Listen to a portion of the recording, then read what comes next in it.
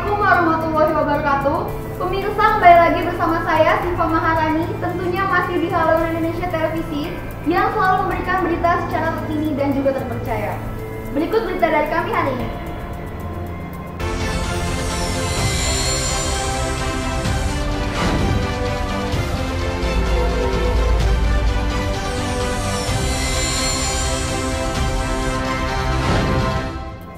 Berita pertama, keberadaan kapal trau yang membuat resah para nelayan di Kabupaten Tanggamus.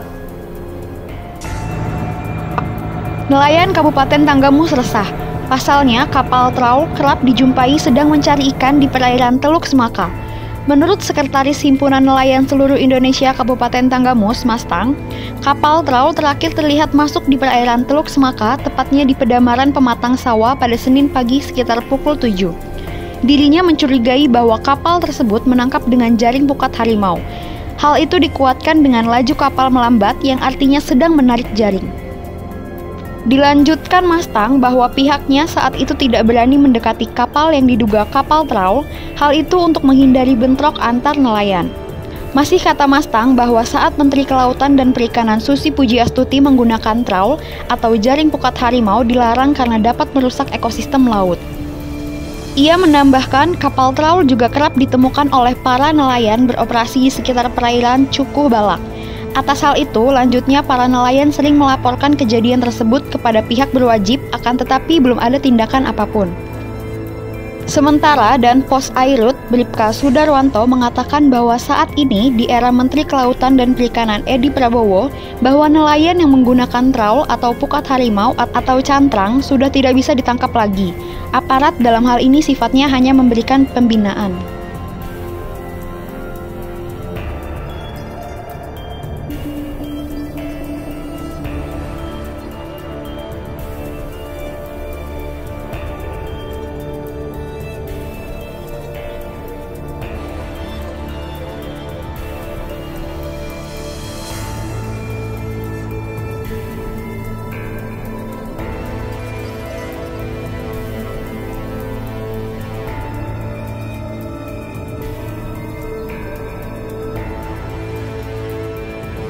Dari Tanggamus, Anton dan Rodial melaporkan. Berita selanjutnya, Polres Tanggamus berhasil menangkap 26 tersangka dalam operasi Sikat Krakatau 2020. Selama 14 hari, sejak tanggal 18 hingga 30 Agustus 2020, Polres Tanggamus menangkap 26 tersangka dalam operasi Sikat Krakatau 2020. Ke-26 tersangka itu ditangkap dalam 18 perkara yang meliputi 10 kasus pencurian dengan pemberatan dengan 15 tersangka, pencurian dengan kekerasan sebanyak 3 kasus dengan 4 tersangka, dan curanmor sebanyak 5 kasus dengan 7 tersangka. Data tersebut diungkapkan Wakapolres Tanggamus Kompol Heti Patmawati SHSIK mewakili Kapolres AKBP Oni Prasetya SIK mengatakan bahwa selama operasi Sikat Krakatau 2020, Polres Tanggamus juga menerima penyerahan 1 senjata api dari tokoh masyarakat di wilayah Kecamatan Gunung Alif. Selanjutnya, terkait hal tersebut bahwa pihaknya mengamankan barang bukti berupa 1 senpi rakitan, 4 senjata tajam, 13 sepeda motor, 1 mobil, 4 handphone, 3 kunci T, dan 7 barang lainnya. Kompol Heti Patmawati mengatakan bahwa dalam pengungkapan operasi Sikat Krakatau 2020 terdapat 2 kasus menonjol, yakni berhasil ditangkapnya oknum ASN pelaku pencurian sepeda dayung seharga 3 juta. Kemudian juga diungkapnya 1 orang tersangka berusia 19 tahun yang kerap melakukan pencurian sepeda motor, bahkan telah tercatat melakukan 3 kali pencurian di wilayah Kecamatan Wonosobo dan Semaka. Mewakili Kapolres AKBP Oni Prasetya, Wakapolres mengucapkan selamat kepada Tekap 308 Polres Tanggamus dan jajaran yang telah berhasil mengungkap sejumlah kasus tersebut. Terlebih, Tekap 308 sedang merayakan ulang tahun yang kelima. Pada kesempatan itu, Kasat Reskrim AKP Edi Korinas juga mengucapkan terima kasih kepada jajaran awak media di Kabupaten Tanggamus yang telah bersinergi memberitakan pengungkapan kasus yang diungkap Polres Tanggamus. Kasat menambahkan bahwa 30 Agustus 2020, pihaknya melaksanakan ulang tahun kelima Tekap 308 dan 1 September 2020 merupakan hari lahir Polwan. Kasat mengucapkan selamat HUT Tekap 308 dan HUT Polwan ke-72. kader yang dalam giat operasi sikat ini, operasi sikat Krakatau ini sudah sangat membantu keberadaannya di wilayah dengan memberikan informasi dan lain sebagainya yang mungkin di sini tidak saya sebutkan satu persatu, tapi di segala lapisan seluruh polsek semua ikut berpartisipasi membuat Kamtibmas menjadi kondusif, sehingga di press release ini kita mendapatkan mengungkap kasus, beberapa kasus. Di sini juga diarahkan terus oleh Kasat Reskrim, kita melalui Bapak Kapolres juga pesan-pesan dari beliau, kita bagaimana caranya membuat kondisi wilayah hukum Polres Tanggamus menjadi kondusif dan aman. Nyatanya sekarang lumayan ya Pak ya, kita menurun tingkat kriminalitas.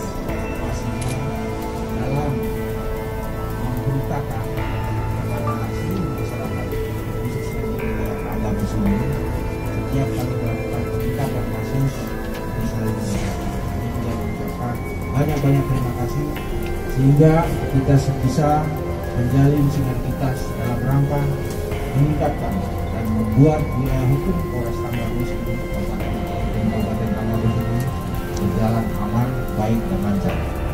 Dan kemarin kita juga baru melaksanakan ulang tahun PKP 308 yang jatuh pada tanggal 30 Agustus kemarin.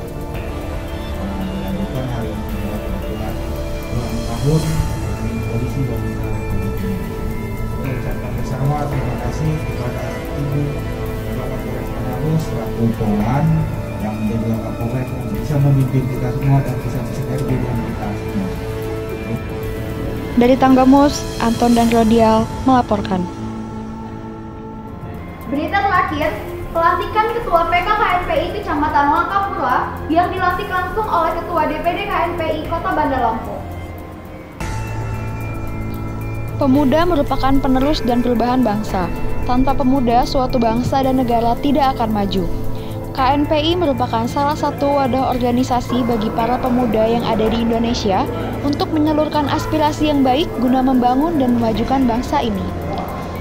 DPD KNPI Kota Bandar Lampung kali ini melebarkan sayapnya dengan membentuk dan melantik jajarannya di tingkat kecamatan sekota Bandar Lampung. Dan hari ini KNPI Kota Bandar Lampung melantik pengurus kecamatan KNPI Langkapura. Kegiatan dilaksanakan di kantor Kecamatan Langkapura, Jalan Darussalam nomor 82, Susunan Baru, Tanjung Karang, Kota Bandar Lampung.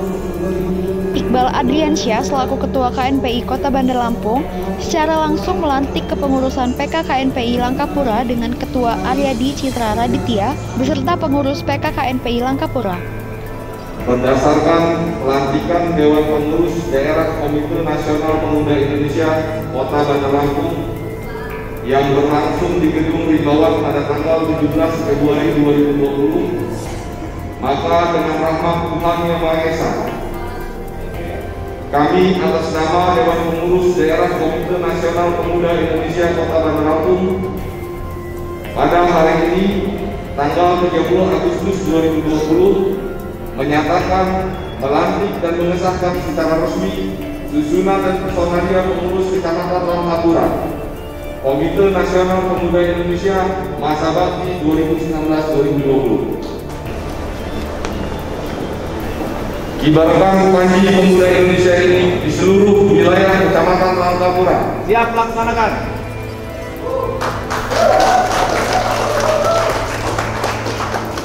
Dalam sambutannya sesaat setelah dilantik sebagai Ketua PK KNPI Langkapura, Aryadi Citra Raditya menegaskan jika pemuda di Langkapura, khususnya jajaran KNPI, akan mengawal demokrasi yang bersih dan jujur. Gak pernah keburu semangatnya, selalu bersemangat untuk membangun para pemuda khususnya di Bandar Lampung, membangun masyarakat di Bandar Lampung supaya kita, kalau pemuda itu punya tagline selamatkan pemuda dengan pilkada bersih.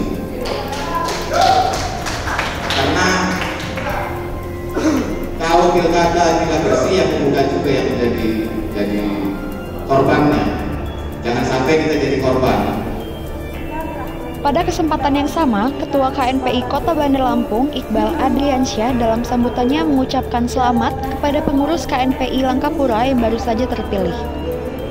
Tegasnya, selain itu dia meminta kepada para pemuda dan pengurus KNPI Langkapura agar bisa terus meningkatkan budaya gotong royong serta kompak selalu. Di sini saya serukan sekali lagi kepada seluruh pengurus DPD KNPI Kota Bandar Lampung, seluruh ketua kecamatan Kota Bandar Lampung untuk terus menggelorakan selamatkan pemuda dengan pilkada bersih.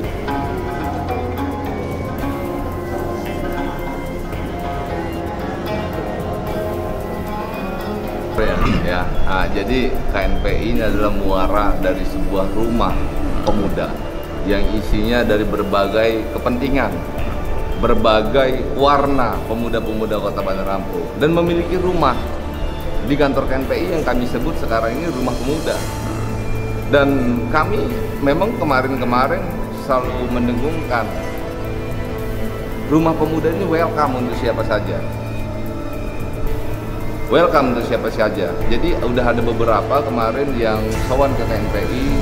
Yang pertama itu Bang Firmansyah yang hadir, terus ada Dr. Jam, ada terakhir kemarin Dedi Amrullah, yang mereka hadir untuk, ya kalau saya lihat ya wajar, mereka hadir untuk menyerap aspirasi anak muda. Ya disinilah Rumah Pemuda. Pemuda siapa yang mereka serap aspirasinya di luar sana? Ya, artinya mereka berpikir untuk kepentingan pemuda, dan kita semua demi kebaikan pemuda ya welcome untuk siapa saja. Isu saat ini tentang pilkada, jadi kita sebagai pemuda ini harus sensitif terhadap isu-isu demi kepentingan masyarakat bersama. Nah saat ini isunya tentang pilkada, maka kita gulirkan teman-teman, kita tegaskan membuat pos-pos untuk anti money politik. Nah, kalau perintah yang jangka panjangnya, KNPI tingkat kecamatan berada di tengah-tengah masyarakat, berada di garda terdepan untuk menghidupkan lagi nilai-nilai sosial, nilai-nilai gotong royong.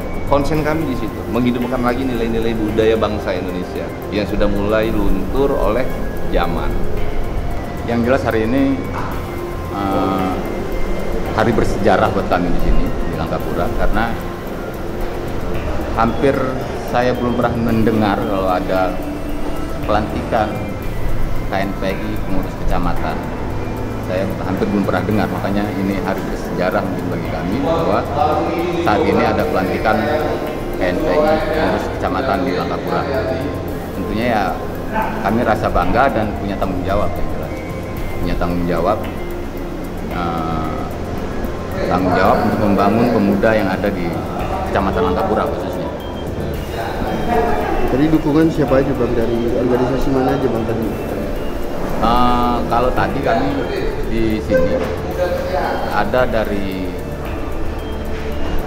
anggota Pemuda Pancasila, ada dari anggota Karang Taruna, terus hanya itu, karena yang kami tahu di Kecamatan Langkapura hanya itu. Harapan mereka untuk pendirian posko pengawasan pilkada gimana? Tentu posko itu baru surat tugas dan kami belum pernah rapat sendiri dengan pengurus kecamatan.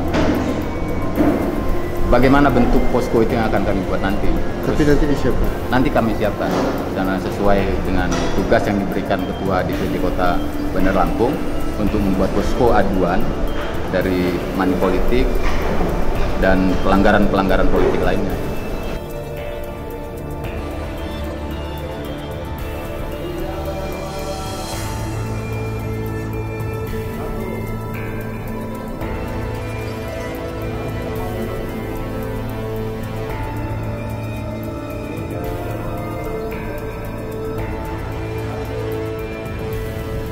Dari Bandar Lampung, Haluan Indonesia Televisi melaporkan. Sekian berita dari kami hari ini. Jangan lupa untuk saksikan berita-berita kami selanjutnya.